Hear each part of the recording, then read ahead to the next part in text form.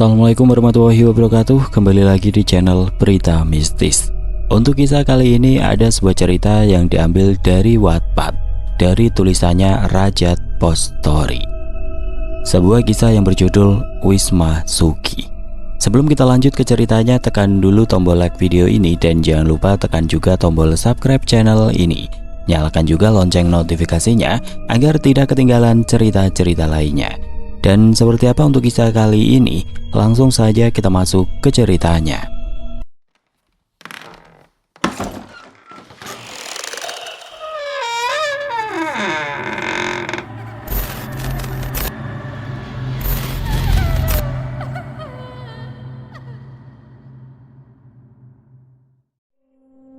Awal pagi yang indah dengan suara burung dan embun pagi, tapi hancur karena teriakan mama. "Dito, bangun, udah pagi, nanti kamu telat lagi," teriak mama. "Duh, pagi-pagi mama udah pidato aja." "Iya ma, ini mau mandi dulu," balasnya teriak. Lalu Dito mengambil handuknya dan mandi. Setelah mandi, Dito turun ke bawah untuk sarapan. "Kepada Ibu Negara, hormat, gerak," ucap Dito menjahili ibunya karena pagi-pagi sudah pidato. "Kamu ini ya, makanya kalau mau tidur itu pasang alarm kalau nggak mau mama pidato. Kan kalau pasang, karena kamu bisa bangun sendiri, nggak usah dibangunin. Ini apalagi, pagi-pagi udah jalin mamanya. Kamu itu udah besar, kamu itu udah 18 tahun. Jangan bikin mama perlakukan kamu sebagai anak kecil coba. Gak malu apa itu sama teman-teman kamu? Waktu kamu ajak main teman kamu ke rumah, kamu manja minta ampun, padahal ada teman kamu," ucapnya panjang lebar. "Nggak salah aku panggil mama Ibu Negara. Pagi-pagi udah menyampaikan pidato singkatnya kepada anaknya," kata Dito sembari tersenyum jahil. "Gimana aku aja? Emang masalah sama kamunya? Mama gitu loh," ucapnya dengan alay. "Ih mama, main di mana sih jadi alay gini?" kata Dito. "Nggak apa-apa alay, tapi kan ini mama kamu," kata mamanya Dito sembari menjahili anaknya. Tibalah seorang pria tampan imut yang datang ke meja makan. "Apaan sih mah, pagi-pagi udah berisik?" tanya Doni adiknya Dito. "Tuh, kakakmu ngajak perang sama mama," jawab mamanya sembari nyindir Dito. "Ih, pagi-pagi mama yang ngajak perang aku," kata Dito. "Udah sekarang makan aja, jangan berisik, gak enak sama tetangga," kata Doni. Dito itu anak orang kaya di Bandung. Ayahnya pengusaha mobil mewah di Jakarta, ibunya pengusaha parfum terkenal di Asia. Jadi gak heran kalau barangnya branded semua. Dan Doni adalah adik kesayangan Dito, sama halnya Dito. Indigo, Doni pun indigo. Mereka berdua mempunyai keturunan indigo dari kakeknya. Dan Dito dan Doni adalah anak tertampan di keluarganya. Maklum ayahnya orang keturunan Korea Malaysia, jadi gantengnya nurun ke anaknya. Ibunya pun cantik, sempat menjadi model di Bandung dan juara 1 Mojang Bandung. Gak heran kalau anaknya banyak yang naksir. Nicole, kenapa pagi-pagi udah muncul?" kata Dito ke teman hantunya. "Gak apa-apa, aku cuma penasaran aja pengen lihat kegaduhan di sini, tapi aku telat," jawab Nicole. Nicole adalah teman hantunya Dito sejak kelas 6 SD. Nicole mati tragis saat SMP kelas 2. Dia didorong kakak kelasnya dari lantai 3 dan jatuh lalu meninggal. "Dito, dia ada di sini?" tanya ibunya. "Iya mah," jawab Dito. "Kamu juga lihat Doni?" tanya lagi ibunya pada Doni. "Iya mah." "Ya udah mah, aku mau berangkat dulu, mobilnya udah siap," tanya Dito sembari mengambil tasnya. "Udah, Doni bareng sama berangkatnya sama Dito," kata ibunya. "Iya mah," jawab Doni. Dito dan Doni pun pergi berangkat sekolah. Walaupun Dito sudah besar, dia tidak bisa mengendarai mobil ataupun motor. Dia lebih baik dijemput ataupun diantarkan. Tidak heran lagi mobil yang ia tumpangi adalah Alphard keluaran 2016. Orang kaya namanya juga. Doni sampai duluan di sekolahnya. "Kak, aku duluan ya kak," ucapnya sambil membuka pintu mobil. "Iya hati-hati, belajar yang rajin ya," jawabnya dengan lembut seperti seorang kakak yang menyayangi adiknya lebih dari apapun. Tidak lama Dito pun sampai di kampusnya. Kampus itu khusus untuk orang kaya Teman-teman Dito pun banyak yang orang kaya. Saat Dito berjalan dari parkiran ke kampusnya, tiba-tiba ada yang menepuk pundaknya sambil berkata, "Dito, jomblo jalan sendirian," ucap Erik dengan cepat. "Suwe, ngagetin aja kamu," ucap Dito dengan kesal. "Ayo ke kelas," ucap Ardi dengan dingin. Dito, Ardi, dan Erik pun pergi ke kelas. Tiba-tiba saat dosen masuk kelas, Dito kaget karena ia melihat ada hantu yang mengikuti dosennya. "Anak-anak, kampus kita akan mengadakan PKL ke berbagai daerah untuk penambahan nilai praktek kalian," ucap Bu Lasmi. "Iya Bu," kompak mahasiswa menjawab. "Waktu PKL lumayan lama, yaitu 10 hari, jadi kalian tidak sendiri, tapi berkelompok minimal 4 orang lebih pun tidak apa-apa. Ada waktu 4 hari untuk kalian berlibur di sana. Artinya, hanya 6 hari kalian bertugas di luar kota," kata Bu Lasmi. Singkat cerita, bel pulang pun berbunyi. Dito menghampiri Bu Lasmi untuk menanyakan sesuatu padanya. "Bu," panggil Dito untuk Bu Lasmi. Dito, ada apa?" jawab Bu Lasmi. "Bu, maaf boleh nanya?"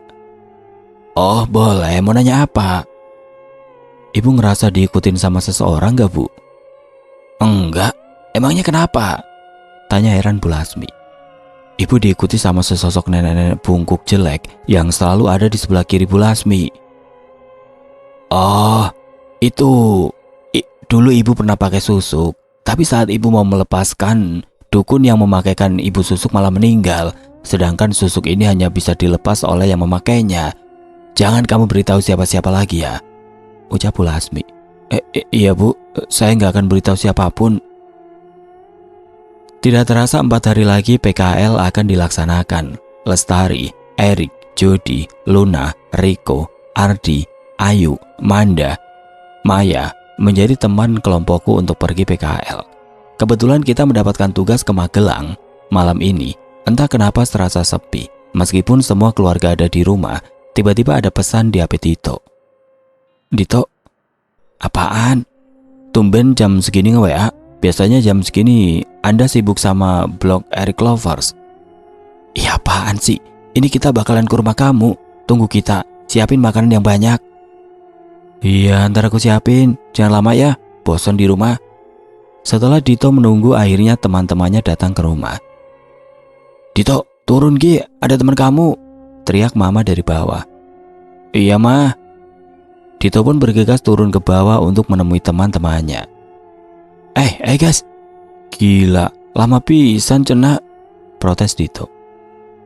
"Jalanan Bandung gak selancar yang kamu kira Dito Ali Nugraha," cetus Manda. "Iya nih Dito, makanya belajar motor atau mobil coba, biar tahu jalanan Bandung," sindir mamanya ke Dito. Iya Ma, nanti aja kalau Dito udah siap," jawab Dito. "Mam, Dito masih manja kayak dulu?" tanya Luna. "Ya kalau nggak manja bukan Dito namanya," jawab mamanya Dito. "Mama ini terlalu jujur ya Mah. Aduh Mama," ketawa paksa Dito sambil menggerutu ke mamanya. Dito pergi ke dapur untuk menyiapkan makanan untuk menyuguhkan teman-temannya. "Nih, dimakan. Awas, jangan makan piringnya," ucap Dito. "Iya kali dimakan piringnya, emang aku kuda lumping," ucap Erik. "Nanti di Magelang kita tidur di mana?" tanya Ardi. "Di Wisma Sugi aja, dekat rumah bibi aku," jawab Lestari. "Ah, Wisma Sugi? Nama tempat kok begitu amat?" ucap Maya. "Dito tuh, ada yang manggil, kayaknya dari kamar kamu deh," ucap Jody. "Halu si Jody, orang gak ada yang manggil juga," ucap Manda. "Ih, ada kali tuh si Nicole. Bentar ya, aku ke atas dulu," ucap Dito. Dito pun pergi ke atas untuk menemui Nicole di kamarnya. "Dito, kamu mau ke Wisma Sugi?" tanya Nicole. "Iya, emang kenapa?" "Dulu aku pernah tinggal di sana dan aku hampir mati di Wisma itu. Kamu jaga diri dan jagain teman-teman kamu di sana. Jangan sekali-kali kamu nyebutin kata bayi," ucap Nicole. Kenapa?" "Kalau sampai kata itu diucapin, bakalan ada sesuatu yang akan terjadi dan akan membuka penghuni rumah ini kembali ke masa lalunya. Dan itu mengancam keselamatan si penyebut kata itu dan yang lainnya," jelas Nicole. "Tapi kenapa kamu bisa sampai di Bandung?" Dulu aku sempat menginap di Wisma itu dan terjadi hal-hal aneh selama aku di sana. Jadi aku pindah ke Bandung dan sekolah di Bandung, meninggal pun di Bandung. Jelas Nicole. Oh gitu. Ya udah, aku kasih tahu teman-teman aku ya. Ucap Dito sembari pergi ke bawah menghampiri teman-temannya. Dito duduk di single chair abu. Dia tertawa melihat teman-temannya yang pada somplak. Kata Nicole, nanti kalau di sana kita nggak boleh nyebutin kata bayi. Ucap Dito. Kenapa? Kan bayi itu lucu, imut, cute. Ucap Ayu. Karena di sana ada perempuan yang dulunya melakukan pesugihan. Dia mempunyai dua sisi dalam hidupnya.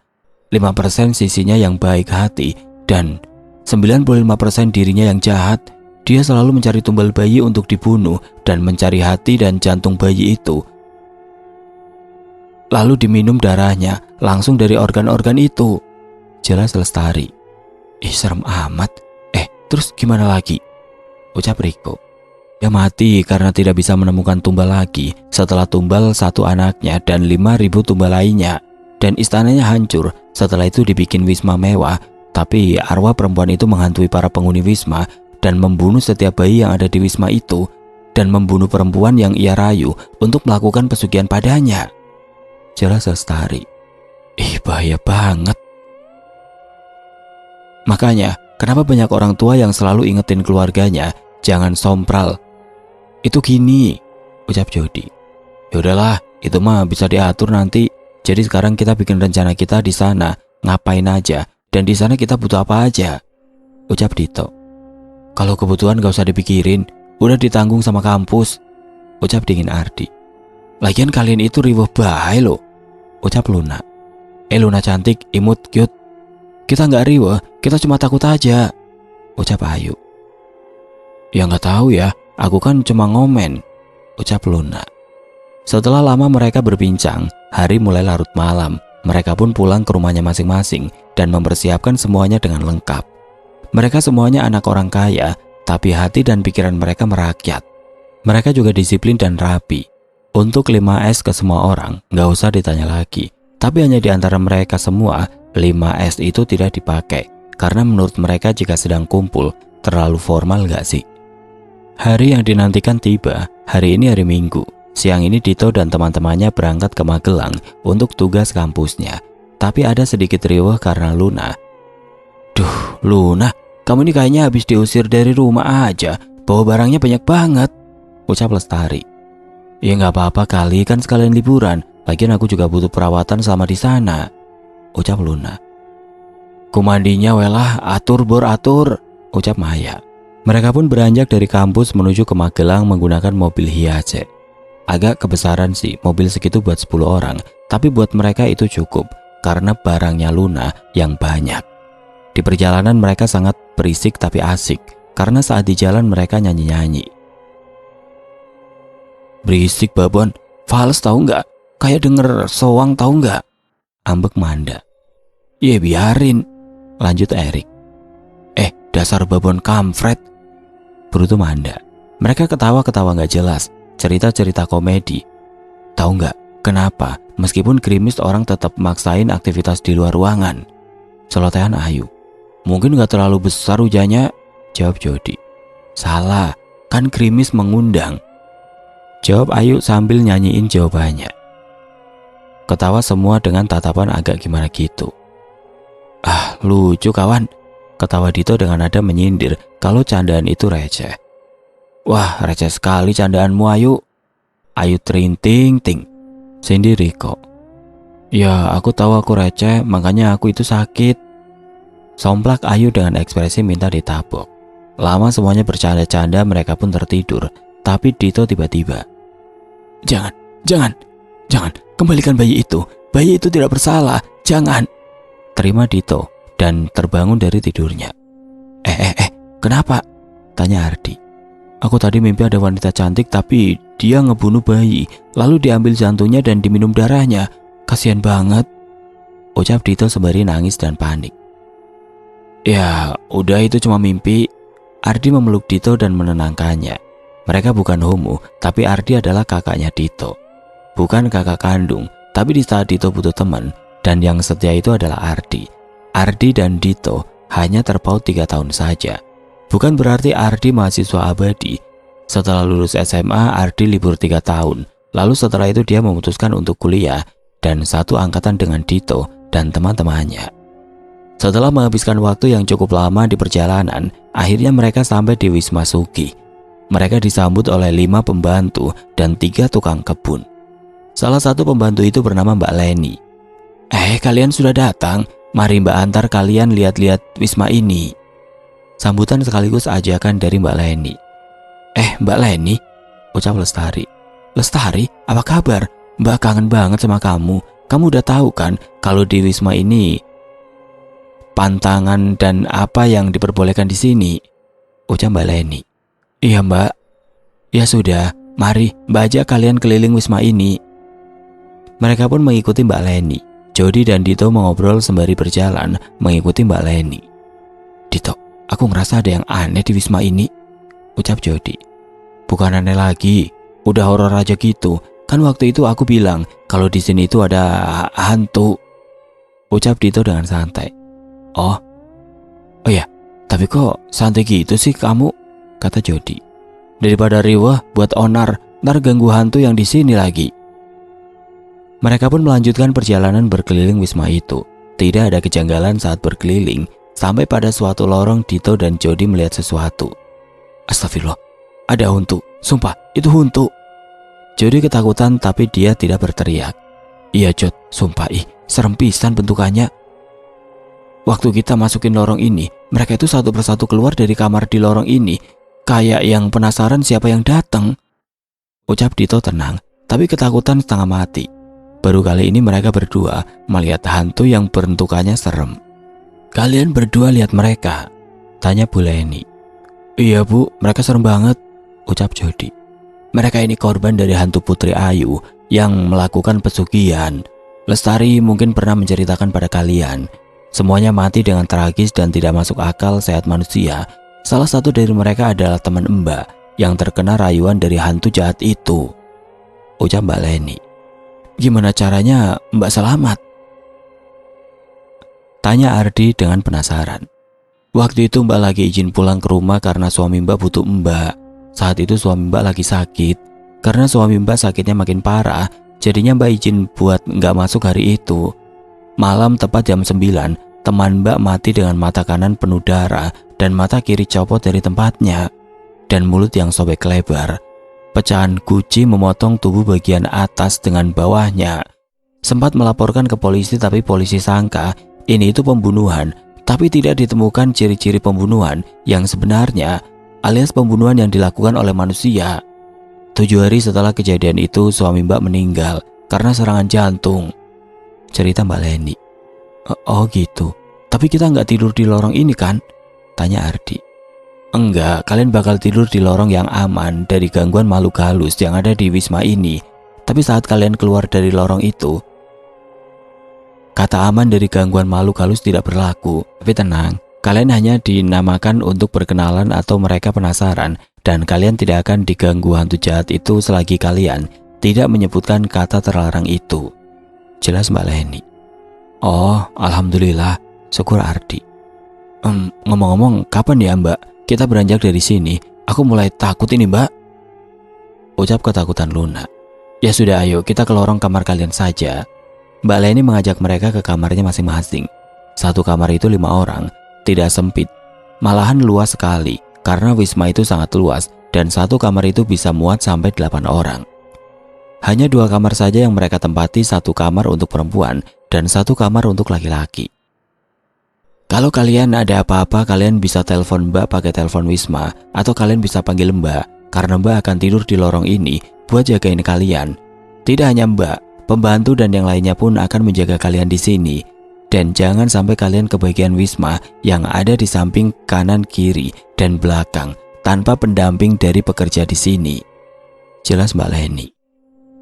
Oh gitu, yaudah Mbak, makasih ya Mbak, ucap Mbak Leni. Mbak Leni meninggalkan mereka dan melanjutkan pekerjaannya di wisma.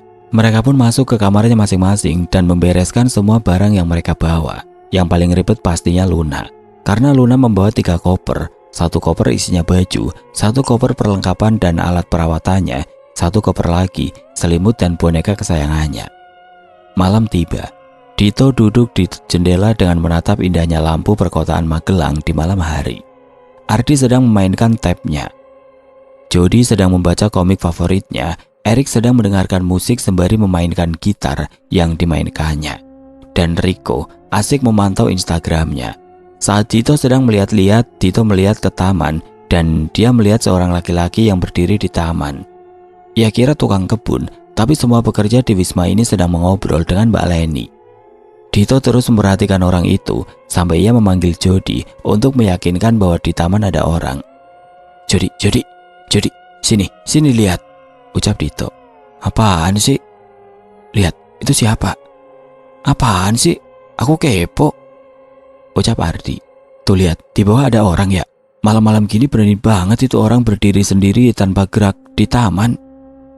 Mana nggak ada orang juga, ucap Ardi. Kamu nggak lihat? Tanya Jody.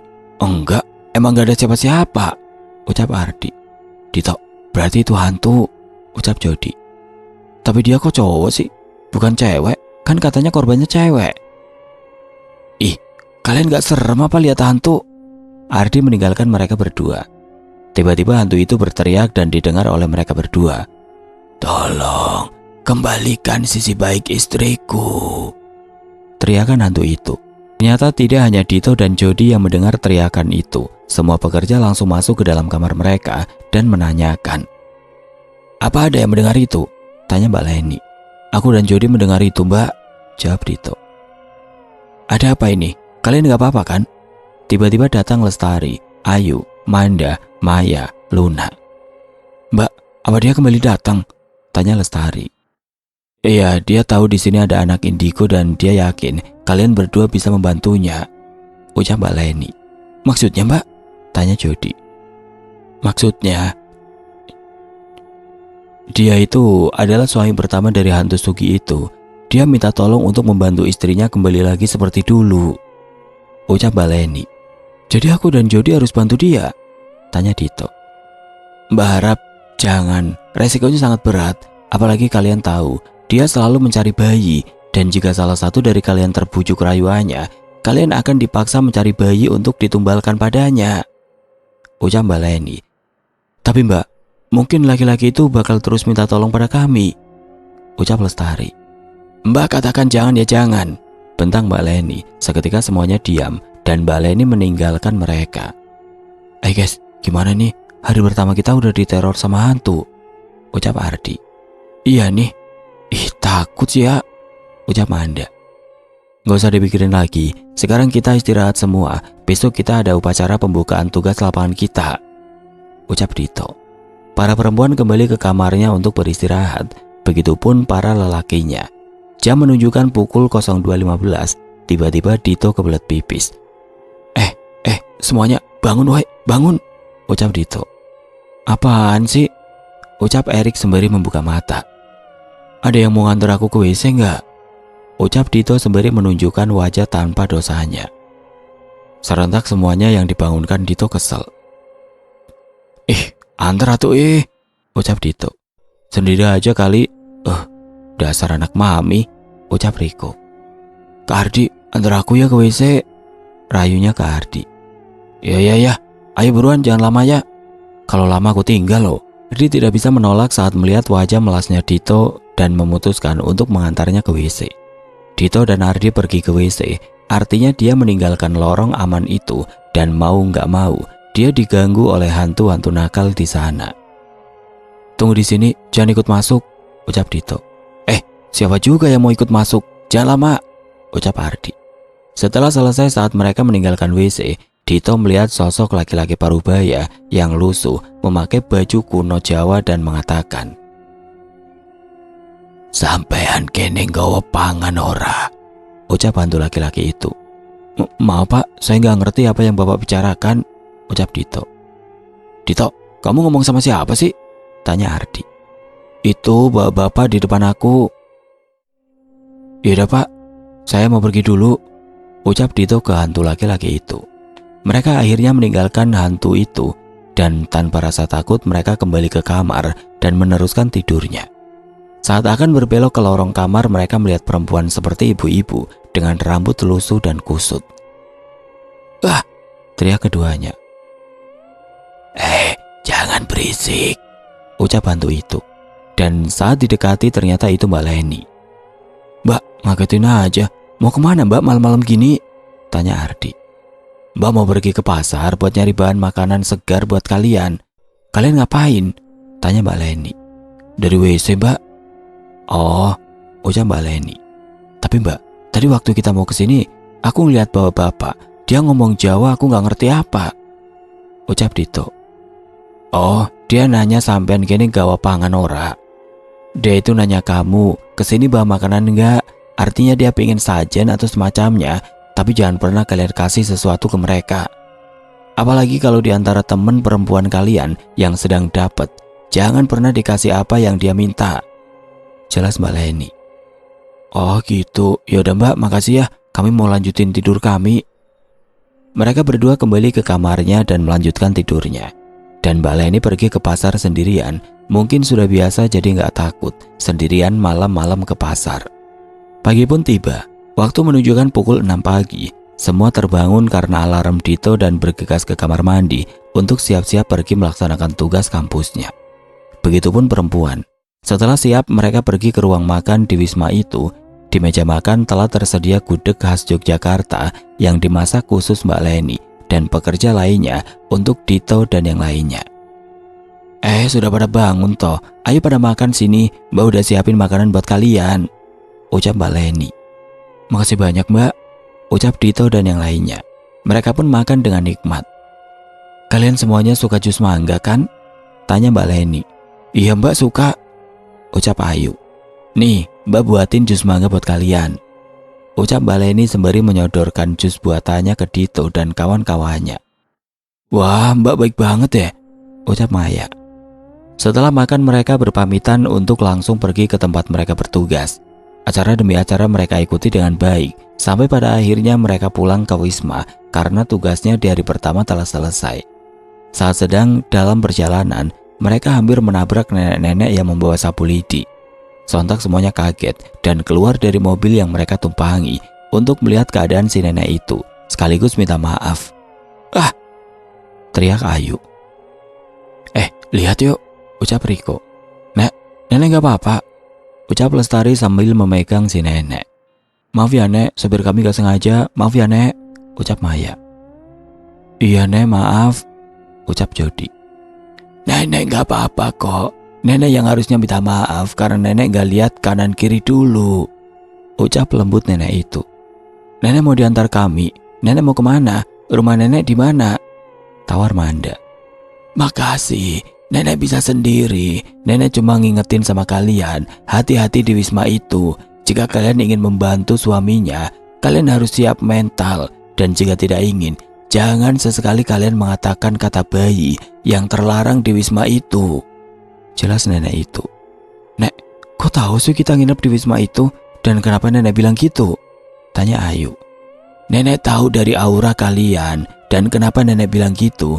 Karena dulu nenek yang ikut membantu mengurung si hantu itu agar tidak lagi merayu pelanggan di Wisma itu. Tapi kurungan itu akan lepas jika ada yang mengatakan kata terlarang itu," jelas nenek itu. "Oh gitu, yaudah Nek, makasih infonya. Semoga nenek sehat selalu dan dijauhkan dari mara bahaya. Kita pergi dulu ya Nek," ucap Jody. "Semoga kalian mendoakan kalian juga untuk terhindar dari mara bahaya," ucap nenek itu. Semuanya masuk mobil dan meninggalkan nenek itu. Tapi saat mobil telah meninggalkan nenek itu hanya berjarak 10 meter, nenek itu menghilang dan tidak ada. Akhirnya mereka sampai di Wisma. Dito bergegas menghampiri Mbak Leni. "Mbak, tadi ada nenek yang bawa sapu lidi. Itu siapa?" ucap Dito, tapi terpotong langsung oleh jawaban Mbak Leni. "Itu nenek Ija, dia adalah orang sakti di kawasan ini, tapi dia hanya datang pada orang yang akan mendapatkan bahaya besar," ucap Mbak Leni. "Ah, berarti kita bakalan dapat bahaya besar dong Mbak?" tanya panik Dito. "Ya mungkin, makanya hati-hati saja di sini. Saling mengingatkan dan saling jaga itu penting," ucap Mbak Leni. Setelah itu Dito pergi ke ruang tengah untuk kumpul dengan teman-temannya dan mengobrol obrolan receh. Malam pun tiba, semuanya sedang kumpul di ruang tengah, tempat di mana tadi sore mereka kumpul. Tiba-tiba ada suara yang mengganggu. Kak, kak, kak, seperti suara angsa. Suara apa itu? Tanya penasaran Riko. Nggak tahu. Emang di sini ada soang ah? Setahu aku sih nggak ada. Itu bukan angsa, itu Tante Kunti, ucap Dito. Iya tuh di sana. Jody menunjukkan keberadaan Kunti tersebut ke arah atas lampu gantung besar. Seketika Luna kemasukan Mbak Kunti tersebut. Ngapain? Kamu masuk ke tubuh teman saya? Tanya Jody ke Kunti yang sudah masuk ke tubuh Luna. Sini, sini, kesini, ucap Kunti itu sambil menunjukkan tempat yang ia ingin Dito dan yang lainnya singgahi. Enggak, di sini aja. Enggak akan kemana-mana, ucap Dito sambil memegang Luna yang takutnya kabur di bawah Kunti. Ya sudah, kamu berdua lihat mereka, tanya Kunti ke Jody dan Dito. Astagfirullah. Kaget Dito dan Jody sambil menundukkan kepalanya karena takut. Tiba-tiba Kunti itu keluar dan masuk kembali yang lainnya, yaitu nenek-nenek. Anyir, bau anyir, ucap hantu nenek itu. Kalian ada yang dapat ya? Tanya Jody. Iya, aku, Ayu sama Lestari lagi dapat, ucap Manda. Kasihin yang dipakai kalian, lempar ke situ, lempar buruan, kita semua di sini lapar, ucap si nenek itu. Gimana ini? Masa aku harus ngebuka pembalut aku sih? Ucap Ayu. Jangan kalian kasih, jangan, sentak Dito. Kalau gak ngasih, cepatan pergi, ucap nenek itu. Iya kami pergi, tapi nenek juga pergi. Aku mau darah itu, ucap nenek itu sembari menyeruput lalu pergi. Kami segera pergi ke kamar Mbak Leni dan menceritakan semuanya. Seperti biasanya Mbak Leni memberi kita nasihat untuk tidak melakukan apa yang tidak diperbolehkan oleh Mbak Leni. Setelah selesai semuanya kumpul di kamar lelaki sembari mengerjakan tugasnya. Suara telepon dari Erik. Halo ya? Erik, adik kamu udah lahir tadi jam 07.35. Lucu, ganteng, bersih, sehat lagi. Alhamdulillah ya. Iya dong, kakaknya juga ganteng. Iya ya udah, ayo tutup dulu ya. Erik punya dedek bayi. Dito membanting HP lalu menampar Erik secara tiba-tiba. Jangan nyebutin kata itu, bentak Dito. Ah, aku ngucapin itu, ucap Erik. Gimana ini? Tanya Jody. Tiba-tiba terdengar suara auman besar dari ruang tengah Wisma. Hanya ada satu cara untuk mengurungnya lagi, ucap Mbak Leni. Dengan cara apa, Mbak? Dengan cara menyerahkan salah satu dari kita untuk membuatnya masuk ke dalam tubuh kita dan memasungnya dengan pasung khusus. Tapi orang itu harus memakai ini. Ini adalah kalung perlindungan yang dipakai Mbak waktu mengurung hantu itu. Lalu kalau Mbak yang dirasuki, yang memasungnya siapa? Nenek-nenek yang kalian temui waktu itu. Waktu kita tidak banyak. Luna, Mbak rasa kamu harus jadi orang itu. Setelah hantu itu masuk ke dalam tubuhku, kamu jangan melawan. Biarkan dia masuk. Dia tidak akan bisa membawa dan memegang kalung ini. Jadi kamu tidak akan kemana-mana. Dan setelah itu, kita bawa hantu itu ke gedung belakang. Kita pasung Luna selama 5 menit agar hantu itu benar-benar terpasung. Lalu kita lepaskan Luna dan jangan ada yang pernah memasuki ruang itu dan menyebut kata itu lagi, ucap Mbak Leni. Tapi Mbak, apa ini akan berhasil buat Luna dan kita? Tanya Manda. Jangan khawatir, lebih baik kita cepat, ucap Mbak Leni. Semua orang mempersiapkan semuanya sampai akhirnya Luna berjalan sendirian ke ruang tengah dengan rasa takut yang mendalam. Tidak lama setelah Luna berada pada poros ruangan, hantu itu memasuki tubuh Luna. Gaya bak seorang putri kerajaan, dia memegang rambutnya sambil nembang Jawa. Dan Mbak Leni bergegas lari dari belakang hantu itu, lalu mengikatnya dengan tali. Hantu itu sempat berontak, tapi Mbak Leni dengan pegawai lainnya lebih kuat dari hantu itu. Hantu menjadi lemah karena kalung itu, dan Mbak Leni dan yang lainnya pergi ke gedung belakang untuk memasung hantu itu. Segera dipasungnya hantu itu saat sudah sampai di gedung belakang. Kalian tidak akan bisa menghentikanku, ucap hantu itu sembari tertawa seram. Lebih baik kamu diam, ucap Mbak Leni. Hai Leni, apa kau baik-baik? Padaku, aku akan memberikan kecantikan yang luar biasa padamu. rayuan hantu itu kepada Mbak Leni. "Mbak, jangan dengarkan itu," teriak Lestari. "Tidak, aku tidak mempan dengan rayuanmu itu," ucap Mbak Leni. "Ah!" teriak hantu itu sertai dengan angin yang sangat kencang, juga barang-barang di ruangan berhamburan. Dan setelah 5 menit itu terjadi, semuanya kembali normal. Hanya saja Luna pingsan. "Ayo, bantu Mbak melepaskan Luna," ucap Mbak Leni. Luna pun dilepaskan dari pasungan itu dan segera menutup kembali pasungan itu. "Ayo, bawa Luna ke kamarnya dan kalian harus istirahat.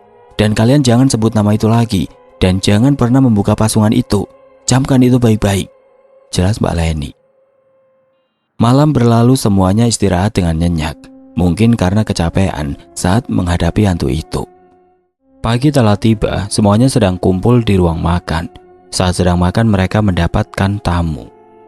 "Tok tok tok, tunggu ya, Mbak bukain pintu dulu," ucap Mbak Leni. Gak usah Mbak, biar aku aja," ucap Ardi. Ardi membukakan pintu itu, tapi tidak ada orang satupun di depan atau di halaman Wisma itu. Tapi saat ia ingin menutup pintu, ia menemukan ada buket bunga danur dan mawar yang dililit ikatan bunga melati.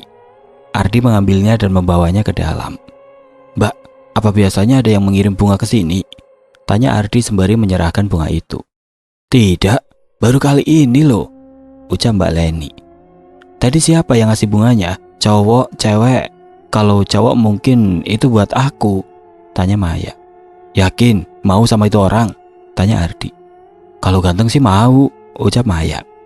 "Tadi sih pas buka pintu gak ada orang, bunga itu udah kegeletak di bawah pintu. So mungkin itu hantu, sok aja kalau kamu mau mah ikhlas kok buat Maya aja," ucap Ardi. "Iya amit-amit deng sama hantu mah, mending sama Dito ya Dit," rayu Maya. Sorry, aku mau selesai kuliah kerja baru cari pacar, nikah, kawin udah," ucap Dito. "Aduh kalian ini," ucap ketawa Mbak Leni. Tiba-tiba jatuh kotak kayu dari atas ke meja makan sampai membuat riuh. "Kotak apaan nih?" ucap heran Jody. "Coba sini aku buka." Dan isinya adalah, "Saya tahu kalian orang baik, jadi saya minta tolong untuk membantu saya. Tolong saya, tolong. Di sini gelap dan sempit. Tolong saya, tolong." Seperti itulah isi suratnya yang ada di dalam kotak itu. "Mbak, ini maksudnya apa?" tanya Dito. "Nggak tahu, tapi ini sepertinya baru kali ini ada yang kayak begini," ucap Mbak Leni. "Apa kita harus pecahkan ini?" tanya Erik. "Kita tunggu petunjuk selanjutnya," ucap Mbak Leni seakan-akan ada kotak atau sesuatu selanjutnya untuk memecahkan ini semua. "Tapi ini bukan bapak-bapak itu kan?" tanya Luna. "Bukan, ini seorang lelaki, umurnya sekitar 30-an dan..."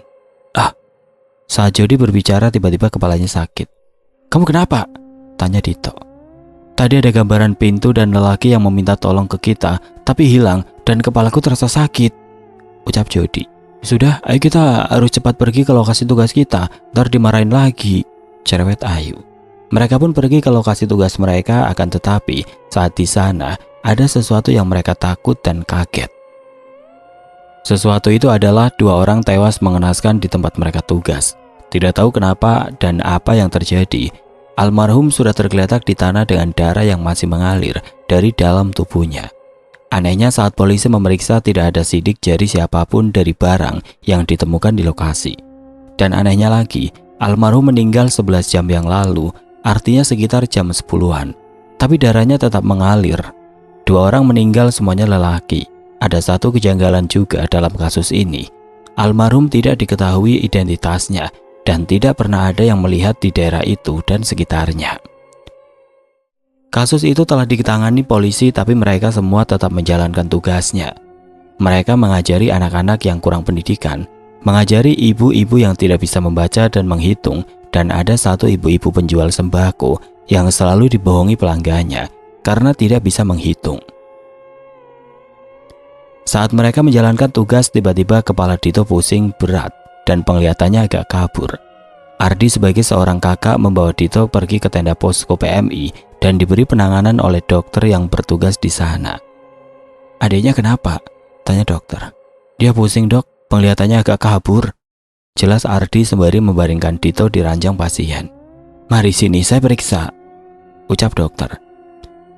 Dia hanya capek, dan tadi adik makannya sedikit ya? Tanya dokter. Iya dok.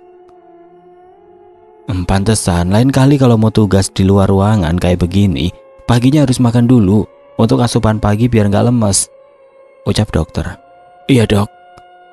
Ya udah, nanti adiknya dikasih obat ini ya. Setelah itu adiknya istirahat saja di sini. Jagain ya adiknya. Saya mau ke sana dulu. Jelas dokter kepada Ardi. Iya dok, baik. Dokter pun keluar tenda untuk mengobati anak-anak yang jatuh saat bermain. Sementara itu Ardi merawat Dito sebagai seorang adik. Mereka berdua kerap terlihat dekat sekali dan Dito pun nyaman dengan perhatian seorang kakak dari Ardi. Walaupun Dito tidak punya kakak kandung, tapi dia bisa merasakan perhatian dari seorang kakak. Dito, kamu ini bikin orang khawatir aja tahu, ucap Ardi.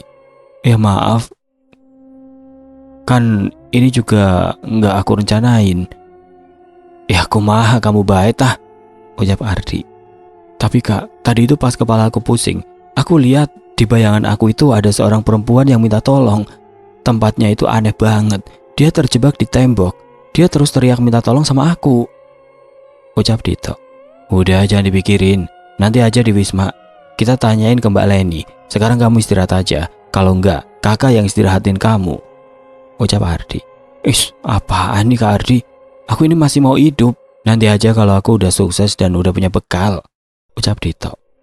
Udah, jangan kau banyak bacot lah. Apa itu? Sekarang kau tidur sana. Jangan kau buat aku marah macam ini, ucap Ardi dengan logat Medan. Seakan-akan memarahi Dito yang tidak kunjung istirahat. Sementara Dito yang sedang beristirahat ditemani oleh Ardi dan yang lainnya melaksanakan tugasnya masing-masing. Tugas hari ini selesai sudah, mereka semua pulang ke Wisma dan Dito pun sudah membaik. Tidak lama mereka pun sampai di Wisma dan Dito pun berlari menemui Mbak Leni dan langsung bertanya.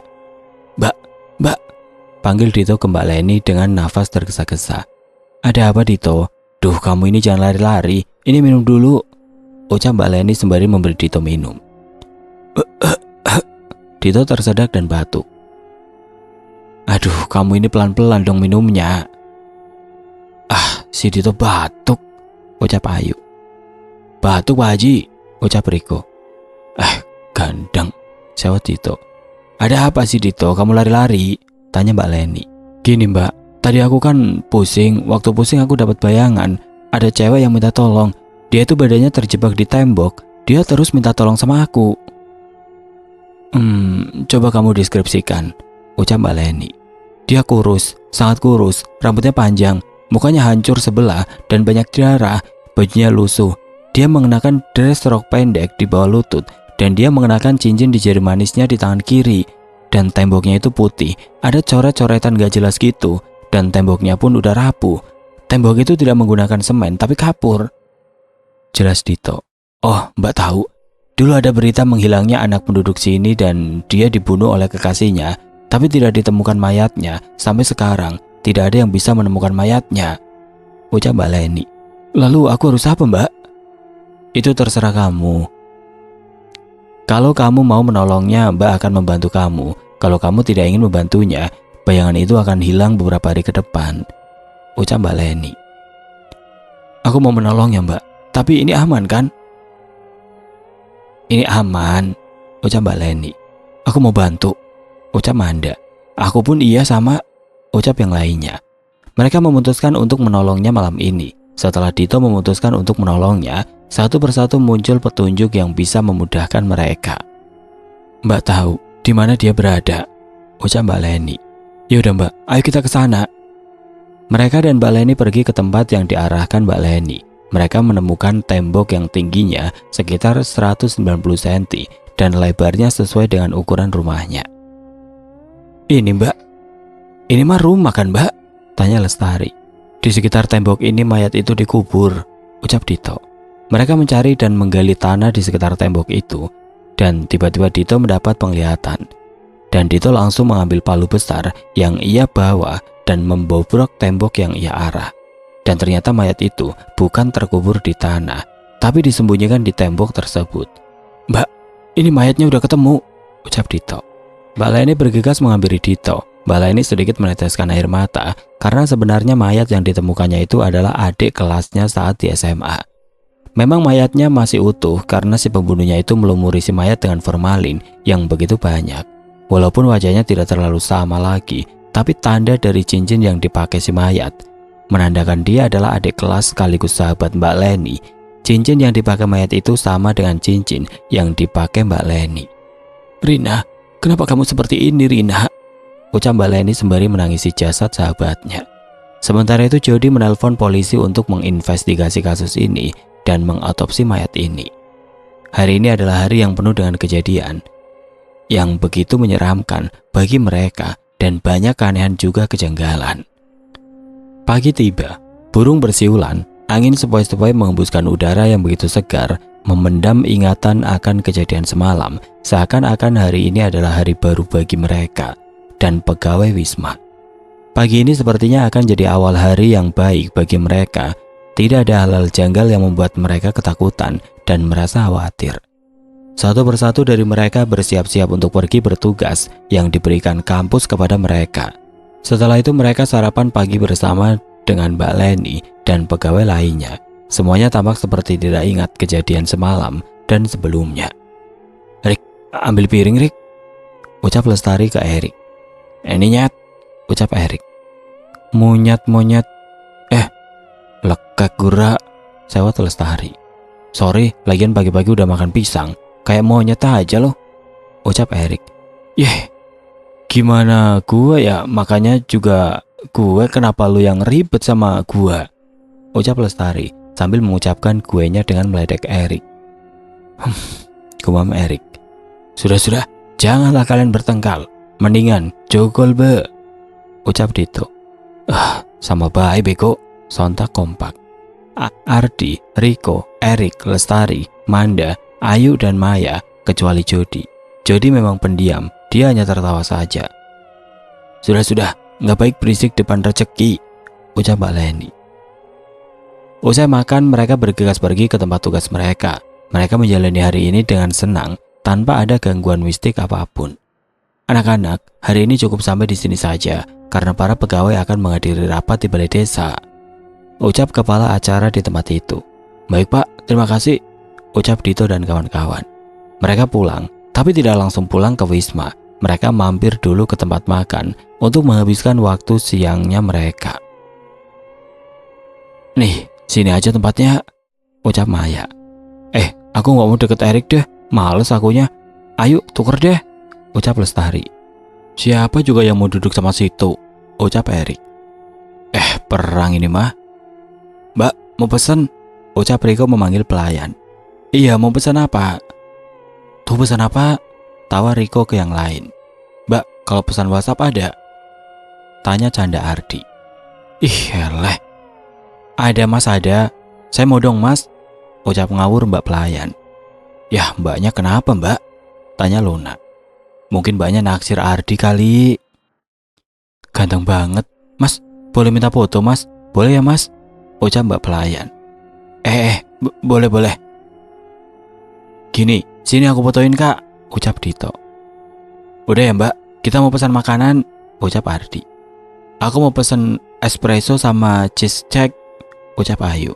"Aku samain aja," ucap Manda, Maya dan Luna. "Aku pesan orange juice sama ini." "Idih, namanya kok gini? Bulu ganjen," ucap Riko. "Aku mau orange coffee dan brownies coklat pakai es krimnya ya Mbak." "Kalau aku samain aja sama Dito," ucap Ardi. "Kalau aku lemon tea sama nasi kebuli," ucap Jody. "Lapar ya Jod?" "Iya." "Kalau aku jus alpukat pakai es krim aja," ucap Erik dan Lestari secara bersamaan. Mereka makan sembari bercanda-bercanda, ngobrol obrolan kosong. Ya, biasalah anak muda zaman now. Waktu menunjukkan pukul 17.09, mereka bergegas pulang ke Wisma. Setelah sampai, mereka tidak langsung masuk kamar, tapi mereka kumpul di ruang tengah sambil menonton TV. "Kalian udah pulang? Gimana, capek?" tanya Mbak Leni. Mbak, udah Mbak. Sebenarnya tadi kita pulang lebih awal karena petugasnya pada mau rapat di balai desa. Tapi karena masih siang, kita pergi dulu ke kafe buat nongkrong Mbak. "Biasa Mbak, anak milenial," ucap Erik. Milenial itu apa sih? Tanya polos Luna. Anak milenial itu ya kayak kamu dan kita, jawab Riko. Ih kan, aku mah anak Bapak Suwandi sama Ibu Linda, ucap Luna. Bukan itu. Jadi sebenarnya kita itu bersaudara. Sebenarnya ibu kita itu namanya milenial. Berarti Milea Dilan juga itu saudara kita, ucap polos bego Luna. Bodoh susah ngomong sama kertas kosong mah, ucap Erik. Sudah, kalian ini nggak pagi, nggak siang, nggak sore, nggak malam, berantem saja, ucap Mbak Leni. Malam tiba, semuanya berada di kamar masing-masing. Tapi hendaknya para lelaki bosan di kamar, jadi mereka pergi ke ruang tengah. Karena suara berisik para lelaki yang sedang memainkan permainan di ruang tengah, para perempuan penasaran dan mau ikutan main. Mereka pun semuanya bermain permainan unus teko. Tiba-tiba sesuatu terjadi pada Lestari. Lestari mengalami sakit kepala yang sangat hebat. Dia pun meringis kesakitan di kepalanya. Lestari, kamu kenapa? Panik Luna. Sakit, tolong. Tiba-tiba Mbak Leni datang bergegas menghampiri dan mencari tahu apa yang terjadi dengan Lestari. Mbak, dia kenapa Mbak? Tanya Jody. Ini bukan penyakit biasa, ucap Mbak Leni. Lalu dia kenapa Mbak? Tanya Maya. Lestari kena sihir tenung, ucap Mbak Leni. Apa itu Mbak? Tanya Erik dengan cemas. Sihir tenung sangat berbahaya jika tidak ditangani sebelum matahari terbit. Sihir ini bisa membuat korban sakit kepala, muntah darah, perut yang sangat mulas, dan demam yang sangat tinggi yang bisa membuat korban kehilangan nyawa, jelas Mbak Leni. Lalu sekarang kita harus apa? Dito, tolong ambilkan kotak kalung jaga sakti di kamar Mbak, cepat. Ardi, tolong petikan daun bidara di halaman depan beserta tangkainya, cepat. Yang lainnya cepat baca ayat Yasin. Jangan berhenti sebelum Mbak bilang berhenti, tegas Mbak Leni. Lestari dibaringkan tepat di tengah ruangan. Nih Mbak kalungnya, ucap Dito. Mbak Leni pun memakaikannya di leher Lestari, berharap akan meringankan sakitnya. Satu persatu gejala sihir itu menjalar di tubuh Lestari, sampai pada saatnya gejala demam pada Lestari. Bukan hanya temannya yang membantu untuk menetralkan sihir itu, pegawai yang lainnya pun ikut membantu, bahkan hantu-hantu di ruangan itu mencegah datangnya energi negatif yang masuk ke Wisma itu. Karena pada saat keadaan seperti itulah, energi negatif dengan mudahnya masuk ke tubuh Lestari. Suasana menjadi tegang. Mbak Leni segera menumbuk halus daun bidara yang dipetik Ardi dan Jody, dan sebagian laginya dibiarkan dengan tangkainya. Daun bidara yang sudah halus dioleskan ke kening Lestari, perutnya, lehernya, dan airnya dipakai untuk memijat bagian-bagian yang sensitif dengan energi mistis. Kita hanya tinggal berdoa saja, ucap Mbak Leni mengajak ke semuanya. Iya Mbak, semoga Lestari cepat pulih. Semuanya pun berdoa dengan sangat lantang, tetapi Lestari semakin histeris, sangat histeris, membuat teman-temannya menangis karena merasa kasihan. Melihat Lestari kesakitan, Lestari tiba-tiba berdiri dan mengatakan, "Kalian bisa menghentikanku, tapi setelah aku mengambil raga anak ini," ucap Jin yang merasuki Lestari. "Kamu tidak bisa mengambil anak ini, kamu harus melangkahi aku dulu," ucap Mbak Leni. Tiba-tiba Jin itu membawa Lestari terbang. "Pak Anto," pegawai yang lain, "panggilkan Ustadz Kasim dan Kiai Ahmad, beritahu beliau aku butuh bantuan beliau cepat," ucap Mbak Leni kepada pegawai yang lainnya. Mbak Lestari, Mbak," ucap Ayu sembari menangis. "Kalian tenang, Mbak akan selesaikan semua ini. Dia diguna-guna oleh perempuan laknat yang sakit hati pada Lestari. Kalian perlu temukan kalung berbentuk bintang, pin berbentuk segitiga, dan sisir hitam yang dipakai Lestari di antara barang Lestari lainnya. Jika kalian sudah temukan itu, kalian harus hancurkan itu untuk membunuh jin itu dan menghancurkan sihir, juga pengirimnya, cepat," tugas Mbak Leni. Sementara teman-temannya mencari benda yang dikatakan Mbak Leni, Pak Anto menghampiri Pak Ustadz Kasim dan Kiai Ahmad. Kebetulan mereka baru selesai pengajian di masjid sekitar. "Assalamualaikum Pak Kiai, mohon maaf, Mbak Leni butuh bantuan Pak Ustadz dan Pak Kiai, keponakan Mbak, terkena sihir," ucap Pak Anto. "Waalaikumsalam," jawab salam Pak Kiai dan Pak Ustadz. "Ya sudah, ayo antar kami," ucap Pak Ustadz. "Mari." Sementara itu Mbak Leni terus mengejar dan mencari keberadaan Lestari yang dibawa jin itu. Tapi anehnya mengapa jin itu tidak mendekati ruangan tempat perempuan sugih yang Mbak Leni pasung. Lestari, di mana kamu?" ucap Mbak Leni. Mbak, panggil Lestari. Lestari, kamu kok? Heran Mbak Leni. Tenang Mbak, ini hanya raga sukma Lestari saja. Setelah jin itu keluar, Lestari akan kembali lagi seperti semula, ucap Lestari. Syukurlah. Mbak, kelemahan jin itu ada di dadanya. Tusuk dadanya dengan baca ayat kursi, sembari memejamkan mata dan Mbak tusuk dadanya seolah-olah pisau ada di tangan Mbak, ucap Lestari, kemudian disusul cahaya yang membuatnya menghilang. Baiklah, Lestari, baiklah. Mbak akan menyelamatkanmu Lestari, ucap Mbak Leni. Sementara itu teman-temannya masih mencari barang-barang yang dikatakan Mbak Leni. Erik seketika menemukan buku hariannya Lestari dan Erik pun membacanya. Kamu itu lucu, walaupun kamu itu nyebelin, tapi aku berharap kita akan jadi sahabat selamanya, dan aku harap kau itu tetap menjadi Erik yang aku kenal. Erik pun yang membacanya sangat sedih dan merasa bersalah pada Lestari. Dito yang melihat Erik menangis langsung menghampiri dan melihat serta membaca apa yang dibaca Erik. Lalu Dito mencoba menenangkan Erik. Yang lainnya pun ikut serta menenangkan Erik yang menangis. Aku nggak tahu kalau Lestari itu ternyata baik sama aku, ucap Erik sembari menangis. Memang, Lestari itu sangat sayang sekali sama sahabatnya, terutama kamu Rik, ucap Manda. Dia selalu saja membicarakanmu, ucap Maya. Tapi yang aku anehkan, Lestari suka membicarakanmu, tapi saat kalian dipersatukan dimanapun kalian selalu bertengkar, ucap Luna. Ya sudah, Erik, kalau kamu sayang Lestari, kamu bantu kami mencari barang-barang itu dan menghancurkan agar Lestari kembali lagi, ucap Dito. Seketika momen sedih itu diabaikan Erik. Dia mempunyai semangat dan keteguhan yang kuat untuk menyelamatkan Lestari. Assalamualaikum, ada apa Mbak? Ucap Kyai Ahmad. Waalaikumsalam, Pak, sudah datang, ucap Mbak Leni sembari menjelaskan semua serta kelemahannya. Sampai pada halaman depan Wisma, jin itu memberanikan diri menghadap para pengganggu baginya.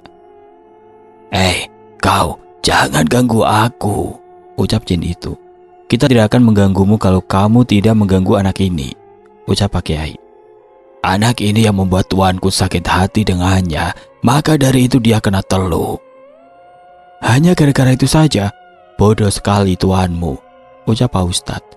Pak, kita mulai saja, ucap Mbak Leni. Mbak Leni, Pak Ustadz Kasim, dan Kiai Ahmad memulai melumpuhkan jin itu. Dilantunkannya ayat kursi 3 kali. Sementara itu teman-temannya sudah menemukan barang tersebut dan menghancurkannya saat itu juga. Momen Mbak Leni dan teman-temannya berbarengan dan itu sangat membantu sekali untuk mempercepat pemulihan Lestari. Ayat kursi selesai dilantunkan, ditancapkannya pisau dalam bayangan Mbak Leni, Pak Ustadz dan Pak Kiai ke dada jin itu. Angin gemuruh, turun hujan deras dan petir yang keras. Setelah beberapa saat semua itu berhenti dan Lestari kembali ke tubuhnya, tapi Lestari lemas, dia berbaring di tanah. Mbak Leni menghampiri dan memeluk Lestari sembari menangis bahagia karena telah menyelamatkan ponakan kesayangannya. Teman-temannya pun keluar untuk melihat keadaan setelah semuanya selesai. Erik berlari menghampiri Lestari dan memegang erat tangan Lestari. Lestari, maafin aku udah kasar sama kamu. Iya, aku udah maafin kamu baca diari aku, tanya Lestari dengan sangat lemah. Maaf, tadi gak sengaja. Gak sopan. Cepat, bawa Lestari ke dalam, di luar dingin, berikan dia teh hangat yang dibacakan ayat-ayat suci, ucap Kiai Ahmad. Lestari dibawa masuk oleh teman-temannya, semuanya membaik. Hantu di Wisma itu pun ikut senang karena telah membantu. Pagi ini cerah dan sangat cerah seakan-akan menggambarkan kata-kata dari R.A. Kartini. Habislah gelap, terbitlah terang. Hari ini mereka izin sehari karena kejadian semalam. Semalam itu bagi mereka sesuatu kejadian pertama kali yang mereka alami dan mereka tidak ingin lagi merasakannya. Semuanya berkumpul di ruang tengah sembari berbincang-bincang, layaknya sebuah keluarga. Hei, panggil Erik ke semua temannya. Apaan? Jawab Ayu. Hei Tayo. Candaan Erik. Nggak lucu Rik, ucap Ayu. Memang pagi ini serasa baru bangun dari tidur semuanya, belum sepenuhnya sadar. Mungkin karena kejadian semalam. Mbak, apa bunga yang waktu itu ada hubungannya dengan kejadian semalam? Tanya Lestari. Ada, itu dari perempuan itu. Oh, untung saja ada kalian, kalau enggak, aku udah dibawa sama jin itu. Ucap terima kasih Lestari kepada temannya dan pegawai Wisma. Iya, sama-sama, kan kita udah anggap kamu seperti saudara kita sendiri. ucap Dito. Tahu nggak? Ucap Luna. Apaan? Tanya Riko. Lapar. Makan tuh meja, enak tuh rasa coklat, ucap kesal Maya. Yaudah, kita pesan makanan online aja ya. Mau makan apa kalian? Tanya Ardi. Aku ketoprak aja. Yang lainnya? Tanya Ardi. Samain aja. Aku mah enggak. Aku pesen apa ya? Makanan Korea aja deh, ucap Ayu. Tukang K-pop mah gitu. K-pop katanya. Katro kamu mah, K-pop bukan K-pop. Gagang panci, ujar Ayu. Aku juga bedain. Aku cuma pengen oats aja sama jus alpukat, ucap Jody. Wih, anak 4 sehat 5 sempurna, ucap Maya. Terus kamu apa Dito? Tanya Ardi. Samain aja sama kakak. Mbak sama yang lainnya mau apa? Tanya Ardi. Oh, Mbak juga ditawarin tak? Tanya Mbak Leni. Ya iyalah Mbak, masa enggak sopan kalau enggak ditawarin mah. Ya udah, pesan yang paling banyak dipesan aja, ucap Mbak Leni. Dan pegawai yang lainnya pun setuju. Oh siap, ucap Ardi. Setelah menunggu lama, akhirnya makanan yang mereka pesan datang. Semuanya punya makanan masing-masing. Hai guys, halo semuanya, pagi ini aku libur. Jadi sekarang aku mau mukbang nih guys. Selamat menikmati, ucap Ayu sembari live streaming di ponselnya. Biasa, anak alay. Biasanya bilang, biasanya anak durhaka. Tanya Dito ke Riko. Beda sekarang Madit, kan lagi alay tuh, jawab Riko. Sorry ya guys, biasa ada gangguan gitu. Maaf ya suaranya agak bising, karena ada ya biasalah yang suka muncul di live aku siapa, ucap Ayu. Mbak Leni dan yang lainnya hanya bisa tertawa. Hari demi hari mereka jalanin sampai tugasnya pun selesai dan mereka memutuskan untuk liburan hanya di sekitar Wisma. Karena di sekitar Wisma pun berasa tempat wisata. Tahu nggak? Pas upacara penutupan ada yang minta foto ke aku tahu, ucap Erik. Ya, mungkin buat buronan, ucap Manda. Beneran? Emang ya orang ganteng itu beda, ucap Erik dengan percaya diri. Halu, ucap Riko. Jalan-jalan yuk, muterin Magelang kek, ajak Jody. Ayo, excited semuanya. Mbak, kita jalan-jalan dulu ya, pamit Dito. Mbak ikut aja yuk, yang lainnya juga yuk, buat pemandu, ucap Lestari. Iya. Ayo Mbak, Pak, ikut yuk, ajak Dito. Ya udah kami siap-siap dulu, ucap Mbak Leni dan yang lainnya. Mereka pun pergi jalan-jalan mengitari kota Magelang. Mereka sangat senang, mobil yang mereka tumpangi sepertinya mobil paling berisik di antara yang lainnya. Memang persahabatan mereka itu sangat kuat, dan mereka sudah mengenal lebih satu sama lain, jadi nggak heran kalau mereka disangka bersaudara. Jalan-jalan pun selesai, mereka pulang ke Wisma untuk beristirahat. Gila, tadi seru banget weh, ucap Maya. Yoi, seru ya guys, ucap Manda dengan logat Jawa. Jadi medok gini atau kamu? Tanya Luna. Tadi pas makan kan meja sebelah tuh. Sumpah, aku pengen culik bayinya. Erik, teriak kesal dan marah semua orang di situ. Kamu sadar gak ngomong apa? Tanya Lestari. Cok, Jody, ambil kotak kalung waktu itu cepat, ucap Mbak Leni. Iya Mbak. Aduh, maaf, aku lupa kalau kita itu dilarang. Duh, gimana ini? Ucap ketakutan Erik. Tenang, ucap santai Mbak Leni. Nih Mbak, kalungnya. Ambil semuanya satu, ucap Mbak Leni. Perasaan waktu itu satu kok jadi banyak Mbak? Tanya Lestari. Sebenarnya kalung ini telah lama hilang, tapi Mbak menemukannya lagi beberapa hari yang lalu di bawah lemari Mbak. Oh begitu. Dengan kalian memakai ini semoga hantu itu nggak lihat kalian dan Mbak akan menghadapinya, ucap Mbak Leni. Tapi kalau Mbak kenapa-napa gimana Mbak? Enggak kok, nggak akan. Pak Anto, tolong carikan nenek. Ada apa Leni? Tidak usah dipanggil, nenek itu pun hadir.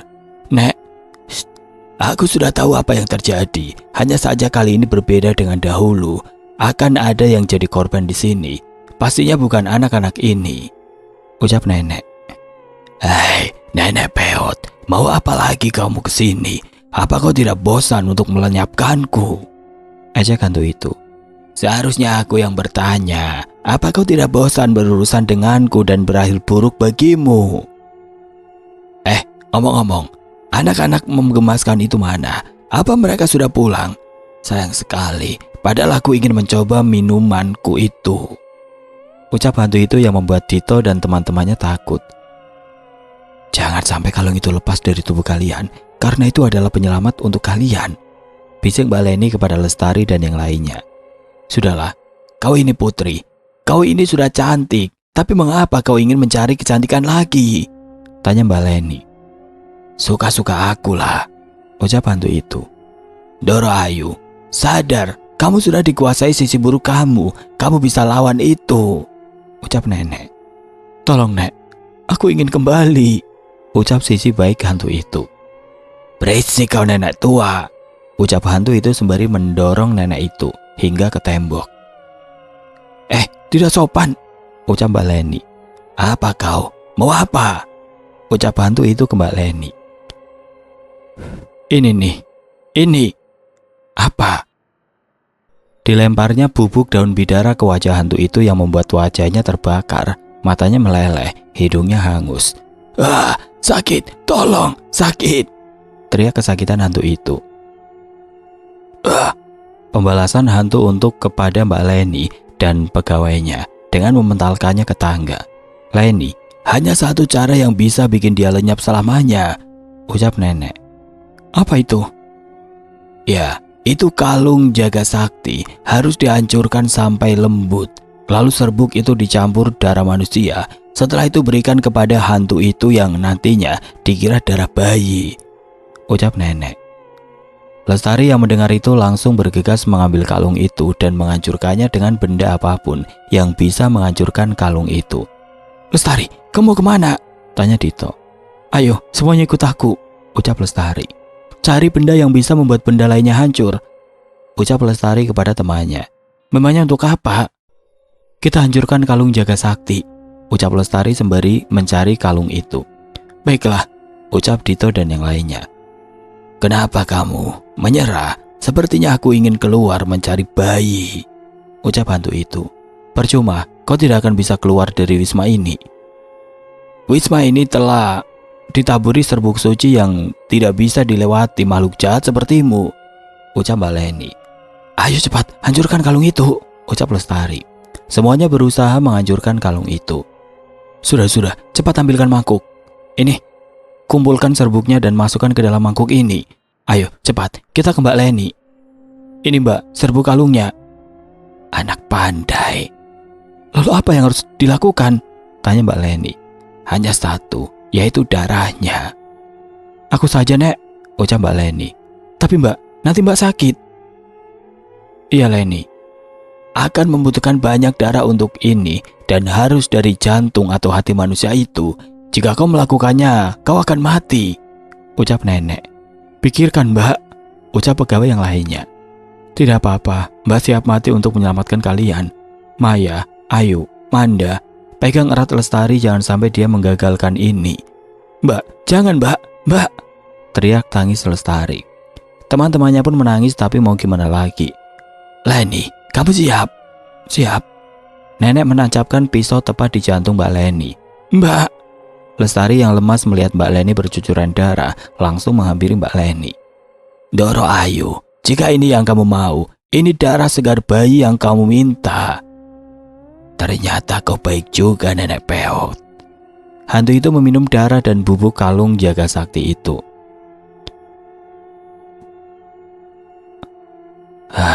Segar, ucap bahagia hantu itu. Tapi darah itu akan menghancurkanmu, ucap nenek itu. Mbak Leni, Mbak, kenapa Mbak ngelakuin ini semua? Tangis Lestari. Lestari, jaga diri kamu baik-baik ya. Mbak pergi dulu. Kata-kata terakhir Mbak Leni dan mengembuskan nafas terakhirnya membuat semua yang di situ menangis. Tidak merelakan kepergian Mbak Leni. Apa yang kau masukkan ke dalam minumanku? Tanya hantu itu. Lihat saja nanti, ucap nenek itu. Tiba-tiba muka hantu menjadi hitam dan sangat hitam. Keluar asap hitam dari dalam tubuh hantu itu. Apa ini? Tolong, ucap hantu itu. Hantu bodoh, sudah tahu kau ini jahat. Mana ada yang ingin menolongmu. Asap itu seketika hilang dan muncul cahaya putih yang menerangi hantu itu, dan ternyata yang muncul itu sisi baik hantu itu. Doro Putri Ayu, Nyimas Ningrat, hormat nenek kepada putri itu. Nenek Hayati, terima kasih telah menyelamatkanku, ucap arwah putri itu. Sama-sama Doro. Dan aku pun berterima kasih kepada kalian yang sudah mau membantuku, ucapnya kepada anak-anak yang menginap di Wisma. Ya, dia bisa melihatnya, hanya sisi baiknya lah yang bisa melihat pengguna kalung itu. Sementara itu putri itu hilang disertai cahaya terang. Mari kita berdoa untuk kepergian Leni dan putri, ucap nenek. Baiklah nek, ucap Lestari yang hampir mengikhlaskan Mbak Leni. Kalian harus pulang hari ini juga. Leni biar nenek yang tangani semua di Magelang, ucap nenek. 3 tahun kemudian, 3 tahun telah berlalu, semuanya berubah setelah kejadian itu. Jody tidak lagi menjadi pendiam. Woi, curang kamu, ucap Jody. Enggak, ucap Luna. Giliran aku, awas, ucap Riko. Permainan yang dimainkan jatuh gara-gara Riko. Kalah. Sini, mukanya dilukis seniman handal, ucap Maya. Anak-anak, sini turun makan dulu, teriak Ibu Dito dari bawah. Iya mah, ucap Dito. Mereka pun segera membersihkan mukanya dan turun ke bawah untuk makan. Dito, minggu depan kamu wisuda ya? Tanya Mama Dito. Iya mah. Ya udah, Mama mau rajin ke salon biar nanti pas kamu wisuda, Mama paling cantik di antara orang tua siswa lainnya, ucap Mama Dito dengan bangganya kalau dia paling cantik di dunia. Alainya kumat. Mama kan ibu-ibu milenial, ya kan Luna? Ucap Mama Dito. Iya tante, itu modern banget, kata Mama. Kalau mau ke salon bareng katanya Tan, ucap Luna. Mah, Papa datang gak? Tanya Dito. Papa masih tugas di Malaysia, ucap Mama Dito. Oh, Lestari, orang tua kamu bakalan datang kan? Tanya Mama Dito. Kayaknya enggak deh Tan, kali ini gak ada yang dampingi aku tante. Mama Papa di Singapura, Mbak Leni udah gak ada. Ya aku sendiri aja wisudanya, ucap Lestari. Kamu ada tante kok, ucap mamanya Dito sembari menenangkan Lestari yang hampir menangis. Minggu depan, wisuda adalah momen kelulusan yang didambakan setiap mahasiswa. Hai guys, sapa Manda. Maling, di mana itu baju bagus banget? Sindir Ayu. Ini dibikinin tante aku kali, ini khusus buat wisuda aku, ucap Manda.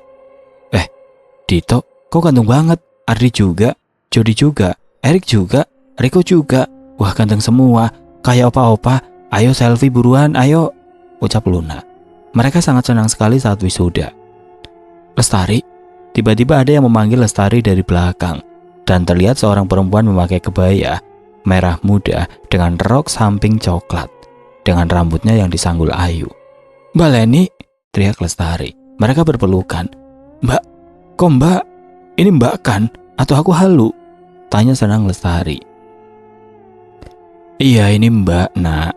Mbak disembuhkan oleh nenek. Mbak dirawat selama 1 tahun oleh nenek.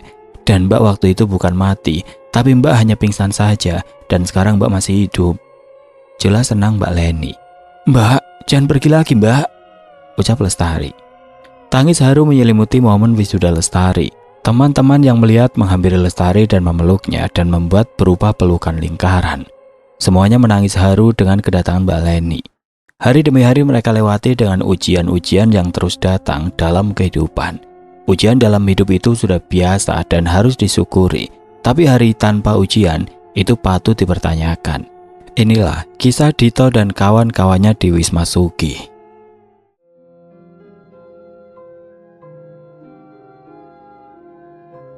Oke teman-teman, sekian untuk kisah kali ini. Bagaimana menurut kalian tentang kisah ini? Tulis komentar kalian di kolom komentar. Dan buat teman-teman yang baru bergabung, jangan lupa untuk like, komen, share, serta subscribe channel ini. Dan nantikan kisah-kisah horor berikutnya tetap di channel Berita Mistis. Wassalamualaikum warahmatullahi wabarakatuh.